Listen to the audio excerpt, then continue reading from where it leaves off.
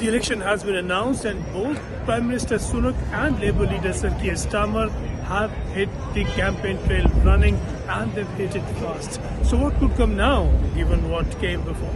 Quite a change from the heady victory that Boris Johnson led the Conservatives to back in 2019. He did himself out of a job very soon after. The party he led then is now struggling to win this election. Rishi Sunak is on the back foot, but he's made a brave move or made a bold gamble in calling the election as early as he has. Now is the moment for Britain to choose its future, to decide whether we want to build on the progress we have made or risk going back to square one with no plan and no certainty. Earlier today, I spoke with His Majesty the King to request the dissolution of Parliament. The King has granted this request, and we will have a general election on the 4th of July. Parliament stands prorogued as of May the 24th, and it will be dissolved on May the 30th. June 7th is the last date for nominations for those seeking to contest the election. Then, of course, we have the election on July the 4th.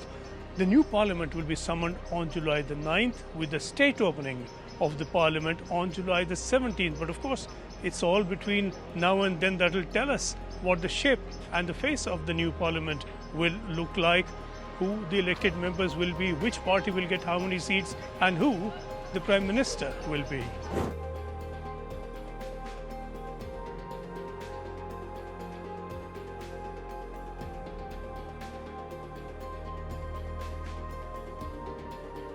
In the 2019 election, the Conservatives won 365 seats with Boris Johnson as Prime Minister before he was succeeded in that 49-day reign by Liz Truss. And then, of course, Rishi Sunak was called in to steady the ship. But that number of 365 is now down to 344 after a number of by-election losses and defections. And of those left sitting, about 66 will not stand. Labour won just 202 seats in that last election under the suicidal leadership of Jeremy Corbyn. So this time it will have to win more than 50% more in order to form government.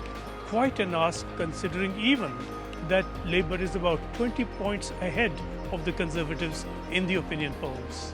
Seats and votes are of course not related in proportion, but this time Labour to win will need a record 12.7% swing in its favour.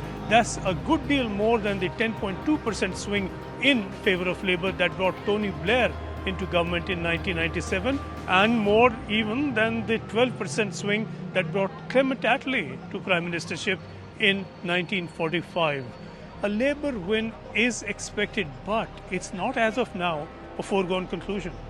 A swing of less than 12.7% for Labour could lead to a hung Parliament, and that's a possibility that Prime Minister Sunak has already indicated, perhaps the best that the Conservatives can hope for under the circumstances. There are reasons that Labour is less than entirely confident of such a big swing in its favour.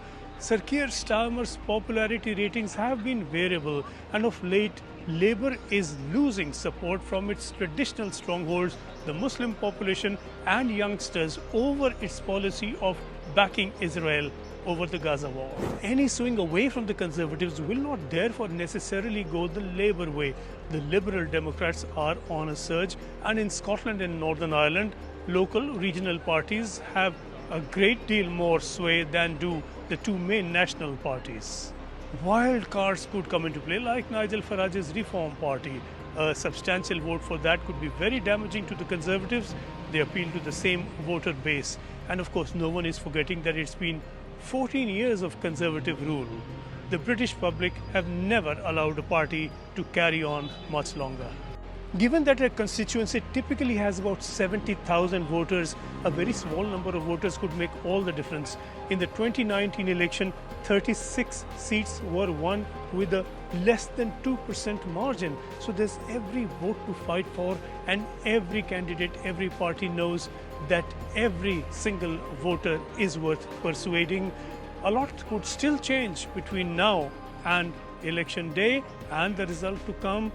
The front foot and the back foot could well change places more than we can guess at the moment.